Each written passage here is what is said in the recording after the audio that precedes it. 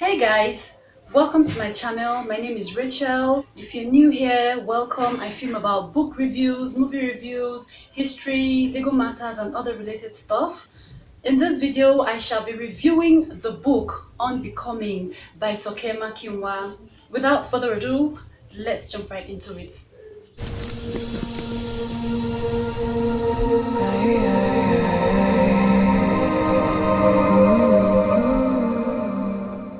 Now, this book is the first autobiography I shall be reviewing in this channel and I am so excited. An autobiography is the story of a person written by that same person as opposed to a biography, which is the story of a person written by another person. Now, according to the author, when the controversial issues raised in this book were booming on social media, she was quiet, and that was deliberate. According to her, she did not want another person telling her story. She wanted to tell her story herself. After all, it was her failures, her success, her victories, and her shoes, okay?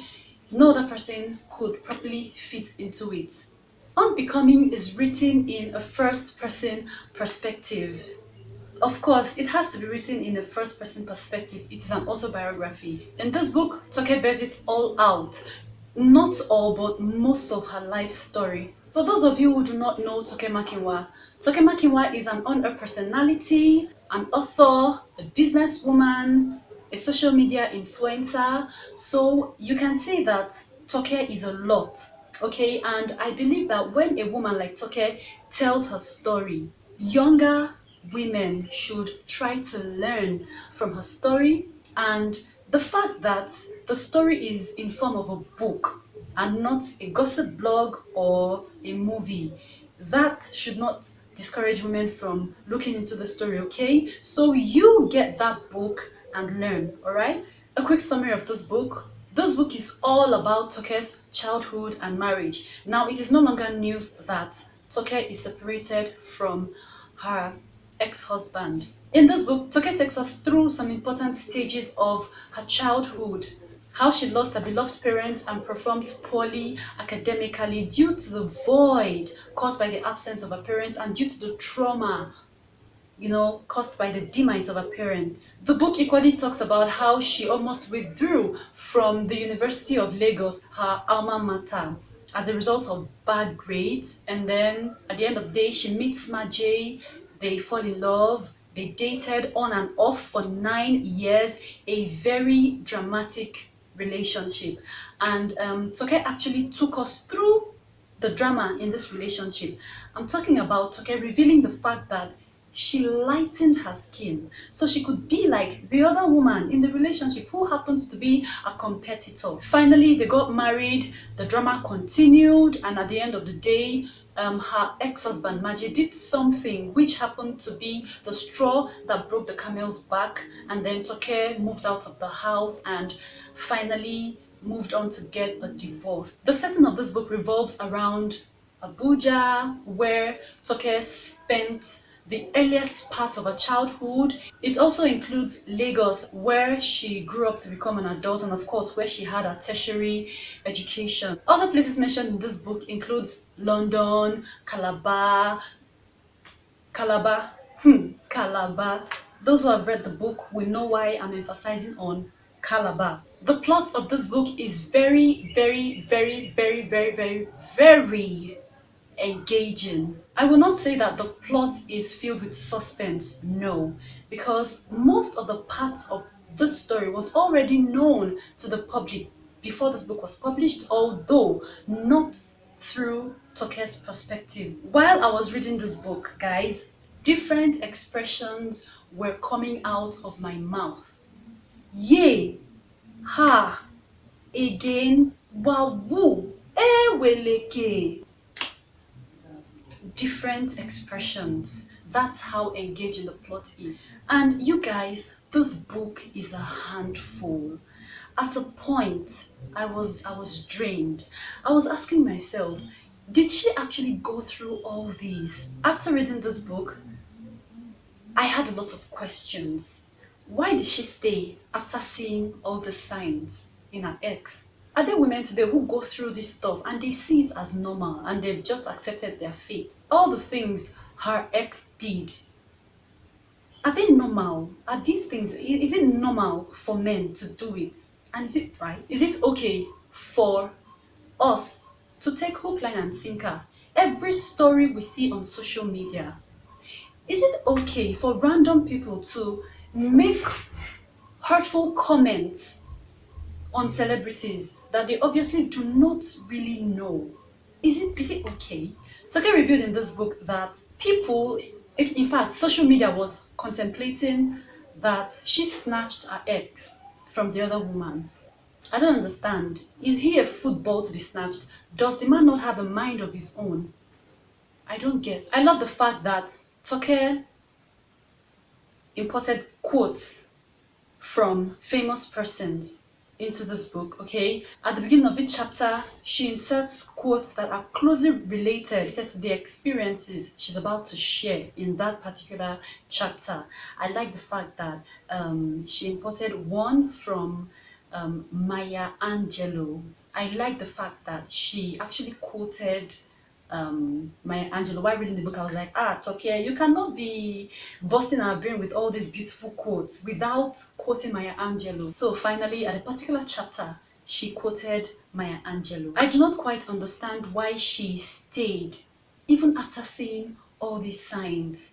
And for each time Margie apologizes after dropping the ball, I wonder what made her accept him back. And I do not believe it's love. I do not believe it's love. When we see love, we ought to know love. Love is patient, love is kind. Personally, I do think it's a thing of the mind on her part. Let's see this particular passage from the book. It wasn't until I was on a flight from London to Lagos that I was reading Open Heavens, the daily devotional by Pastor Enoch Adeboye, that the last of the puzzle pieces began to fit. The day's topic was about making marriage work, and it hit me so hard that I cried like a baby. I wasn't a virtuous woman. I was a girl with a daddy void so large that she laid all of her issues and expectations on a man who was still trying to discover his purpose. All my mistakes became clear to me. I hadn't lost my marriage to another woman. I had given my marriage to her. She had been more of a partner to Margie than I had been for a while. I had stopped asking him about his work and never showed enthusiasm about his projects. He needed a partner, but he got a housemate. So guys, emphasis on the part where she said she had daddy void, she had daddy issues, and she laid all her expectations on a man who was in fact still trying to find his purpose and was not and was obviously not perfect. So personally, I just think it's a thing of the mind that would make someone see all the signs and still stay. Ladies and gentlemen, let's take a sneak peek into the book. Finally, I thought he chose me. He has stepped up and is finally ready to make us a priority. It was my wedding day. I was happy, yet I was waiting for something to happen. Margie had disappointed me 3 times before. We would pick a date to go to the wedding registry and he would call it off. The last time, I was already getting dressed and he called that morning to say he wasn't going to show up. We had discussed eloping, but he'd never committed to any plan. So, when he came back apologizing, I didn't believe him. After the last disappointment, we were not speaking. I told him if he was 100% certain about getting married, he would have to plan everything and I would show up. I was exhausted and I really didn't think he would go through with it. The day before the wedding, my sister had told me it would be a private registry at the Morehouse Hotel in Ikoyi. I had my dress and she had handled things for me, but a part of me was waiting for Margie to call and say it wasn't going to happen. At our introduction ceremony, that is where both families officially meet and introduce themselves and plan the wedding. Before we started the back and forth with the registry, my family had gone all out to prepare to receive his. I was dressed up when he called to tell me his family would not be coming. This was an hour to the ceremony. He ended up coming with two aunts. It was later I figured out that he had only told his family about the introduction that very morning. My family didn't like this, but they went on with it. My dream wedding would have involved all of my family friends, colleagues, and all the drama that comes with a Nigerian wedding. But I was too afraid to tell anyone about the wedding in case Maja disappointed me yet again. It wasn't until we shared our first dance to John Legend's All of Me that I finally believed that it had happened. Then I relaxed and enjoyed Maje's effort. How did I get to know about this book? This book found me. I didn't find this book. I'll explain. Round about the time this book was published, I had no idea. In fact, I didn't know who Toke Makinwa is until 2 years ago, 2019. How did I get to know about this book? I was in court one day. I had a matter. And then I noticed that there was a senior advocate. Now, the way it's done is that senior advocates have to call their matters first. So I was patiently waiting for my matter to be called, but the senior advocate, I noticed that this senior advocate gets up and starts presenting his case. And then I noticed that a lady walked into the court. She was light-skinned. She had a blonde bob wig. She was putting on a black shirt and a black skirt. So I noticed the lady. I was like, oh, who is this fresh girl with her expensive-looking wig? Who is this yellow purple? Apparently, that lady is Toke Makinwa. I didn't know her. So I noticed that somebody was in the witness box, a dark-skinned guy in the witness box. It was later I found out that that guy is Toke Makinwa's ex-husband. I didn't even know that these people are celebrities until I noticed that the lawyer was holding a book, which I later realized is this book, Unbecoming. He was holding the book and asking the guy in the witness box questions about the book.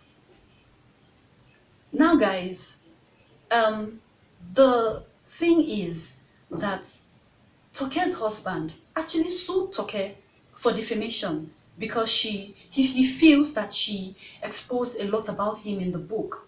That one is story for another day. So I noticed that the lawyer sitting beside me was browsing, and then I looked at his phone. I'm sorry, I know that's improper, but I looked at his phone and I saw the guy in the witness box in his phone. I was like, sorry, excuse me, you're browsing about the guy in the witness box? He said, yes.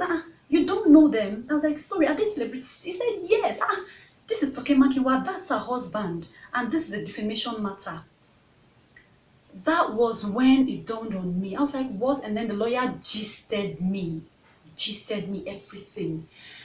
So guys, when I tell you that the book found me, I didn't find the book, believe me. So should I continue the story? Okay, let me continue. So I was just listening, and I went back to the office after everything, after my matter. I went back to the office. I was excited. I called my colleague. I said, I have gist for you guys. Do you know Toke Makinwa? Before I could finish my statement, one of my colleagues she has always been, big on social media. She said, I know Toke now. She used to work in this social radio station. She's an actress, blah, blah, blah. I know Toke. In fact, I read her book, Unbecoming, 2 years ago. I was like, what? Hey, are you kidding me? Yes, now. So guys, the book found me. That's how I got to know about this book. The thing is, our society is quick to blame a woman for a failed marriage, and it ought not be so, okay? Because a marriage is a partnership, and a partnership should not be left for only one person to run. So where there is a breakdown of that partnership, where a marriage isn't working, I personally believe that one person should not be blamed for it, especially when that person, especially when she is the one who has been trying to mend the marriage, to keep the marriage. Why do you want to burden her by blaming her again? So I'll leave you guys with this question. Where a marriage fails, should the woman be blamed? Let's leave this question to the marriage and relationship experts. So guys, we've come to the end of this video. If you enjoyed it, kindly give it a thumbs up, share. Don't forget to subscribe if you haven't subscribed. If you've subscribed, remember to click on the notification bell below to get you notified of my videos moving on. I'll catch you in my next video.